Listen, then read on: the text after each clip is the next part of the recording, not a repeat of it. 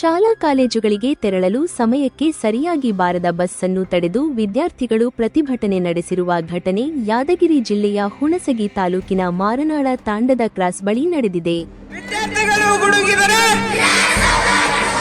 ಎದಕ್ಕಾಗಿ ಹೋರಾಟ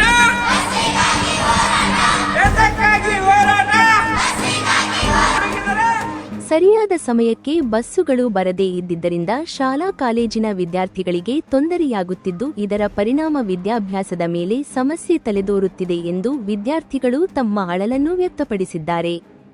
ಸರಿಯಾದ ಸಮಯಕ್ಕೆ ಬಸ್ಸುಗಳನ್ನು ಒದಗಿಸಿಕೊಡಿ ಎಂದು ಪ್ರತಿ ವರ್ಷವೂ ಮನವಿ ಮಾಡುತ್ತಲೇ ಬರುತ್ತಿದ್ದೇವೆ. ಆದರೆ ಯಾವ ಅಧಿಕಾರಿಗಳಾಗಲಿ ಜನಪ್ರತಿನಿಧಿಯಾಗಲಿ ಇದರ ವಿಚಾರವಾಗಿ ಗಂಭೀರವಾದ ನಿರ್ಧಾರವನ್ನು ತೆಗೆದುಕೊಳ್ಳುತ್ತಿಲ್ಲ. ನಮ್ಮ ವಿದ್ಯಾಭ್ಯಾಸಕ್ಕೆ ತೊಂದರೆಯಾಗುತ್ತಿದೆ ಎಂದು ಬೇಸರ ವ್ಯಕ್ತಪಡಿಸುತ್ತಾ ಇದು ನಮ್ಮ ಕೊನೆಯ ಮನವಿ ಎಂದು ತಿಳಿಸಿದ್ದಾರೆ.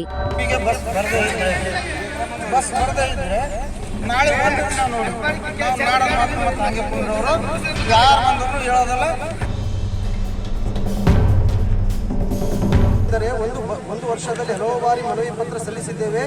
ಈ ನಮ್ಮ ಮನವಿಯನ್ನು ಯಾರೂ ಕೂಡ ಇಲ್ಲಿಯವರೆಗೆ ಸ್ಪಂದಿಸಿರುವುದಿಲ್ಲ. ಹಾಗಾಗಿ ಇದೇ ಕೊನೆಯ ಮನವಿ ಪತ್ರ ಸಲ್ಲಿಸಿರುತ್ತೇವೆ.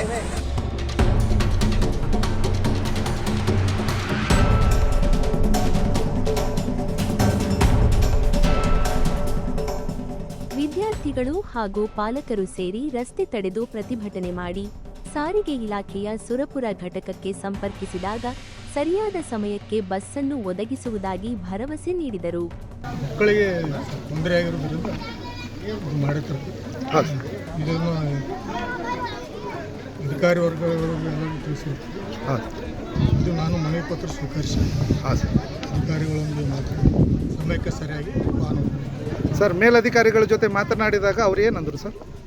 ಮನವಿ ಪತ್ರ ಸ್ವೀಕರಿಸಿ ಅವರು ಹೇಳಿದ ಪ್ರಕಾರ ಟೈಮಿಂಗ್ ನೋಡಿ ಬಸ್ ಬರುತ್ತೆ ಸರ್. ವಿದ್ಯಾರ್ಥಿಗಳು ಗುಡುಗಿದರೆ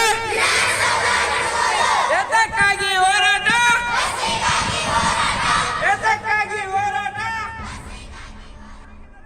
ಸರ್, ಫಸ್ಟಿಗೆ 8 ಗಂಟೆಗೆ ಬಸ್ ಇತ್ತು ಸರ್, ಅದು ಕ್ಯಾನ್ಸಲ್ ಮಾಡಿದ್ರು.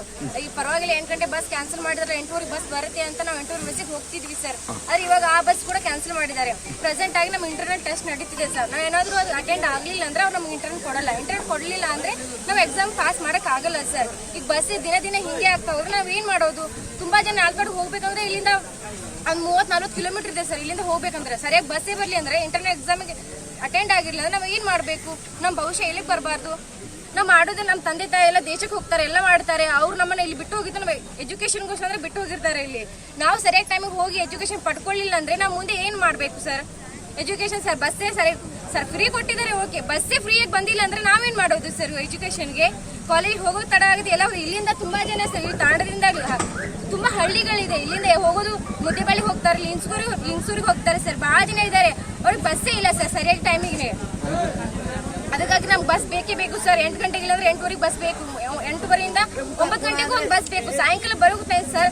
ಇಲ್ಲಿ ಜಾಸ್ತಿ ಅಂದ್ರೆ ಶಾಲೆಗೆ ಹೋಗೋರು ಹೆಣ್ಮಕ್ಳು ಸರ್. ಹೆಣ್ಮಕ್ಳಿಗೆ ಸೇಫ್ಟಿ ಬೇಕಲ್ಲ, ಎಲ್ಲಕ್ಕಿಂತ ಮೊದಲು ನಮ್ಗೆ ಬಸ್ ಬೇಕು. ನಮ್ಗೆ ಸೇಫ್ಟಿ ಅಂದ್ರೆ ಸರಿ ಟೈಮಿಗೆ ಬರೋಕ್ಕೆ. ಸಾಯಂಕಾಲ ಕೂಡ ಬಸ್ ಇರಲ್ಲ ಸರ್. 4 ಗಂಟೆಗೆ ಬಸ್ ಬಿಟ್ರೆ 6 ಗಂಟೆಗೆ ಬಸ್ ಬರುತ್ತೆ ಸರ್. ಅಲ್ಲಿಂದ ಬರೋಷ್ಟರಲ್ಲಿ 7 ಗಂಟೆ ಆಗಿರುತ್ತೆ. ಇಲ್ಲಿ 7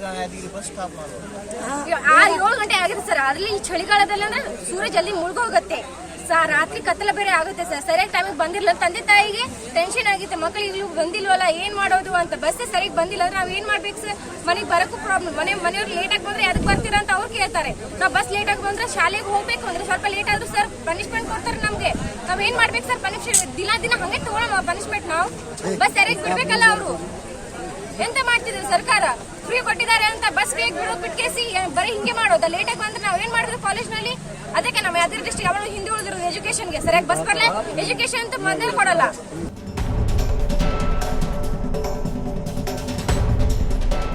ಇದೇ ಸಂದರ್ಭದಲ್ಲಿ ಕೊಡಿಕಲ್ ಹೋಬಳಿಯ ಉಪ ತಹಶೀಲ್ದಾರ್ ಕಲ್ಲಪ್ಪ ಜಂಜಿಗಡ್ಡಿ, ನಾರಾಯಣಪುರ ಸಂಚಾರ ನಿಯಂತ್ರಕರಾದ ಅಶೋಕ್, ನಾರಾಯಣಪುರ ಪೊಲೀಸ್ ಠಾಣೆಯ ಇಎಸ್ಐ ಸುಭಾಷ್ ಚಂದ್ರ ರಿಯಾಜ್ ಸಿಬ್ಬಂದಿ ಹಾಗೂ ಕೊಡಿಕಲ್ ಪೊಲೀಸ್ ಠಾಣೆ ಇಎಸ್ಐ ಸಂಗಪ್ಪ ಸಿಬ್ಬಂದಿ ಪ್ರತಿಭಟನೆ ಸ್ಥಳದಲ್ಲಿದ್ದು ವಿದ್ಯಾರ್ಥಿಗಳು ಮತ್ತು ಸಾರ್ವಜನಿಕರೊಂದಿಗೆ ಸಮನ್ವಯ ನಡೆಸಿದರು. ಪ್ರತಿಭಟನೆಯಲ್ಲಿ ವಿದ್ಯಾರ್ಥಿಗಳು ಮತ್ತು ಸಾರ್ವಜನಿಕರು ಉಪಸ್ಥಿತರಿದ್ದರು. ಜರ್ನಲಿಸ್ಟ್ ಲಾಲಸಿಂಗ್ ರಾಠೋಡ್ ಜೊತೆ ಶಿವು ರಾಠೋಡ್, ಮೀಡಿಯಾ ನೆಟ್ವರ್ಕ್ ಕನ್ನಡ, ಹುಣಸಗಿ.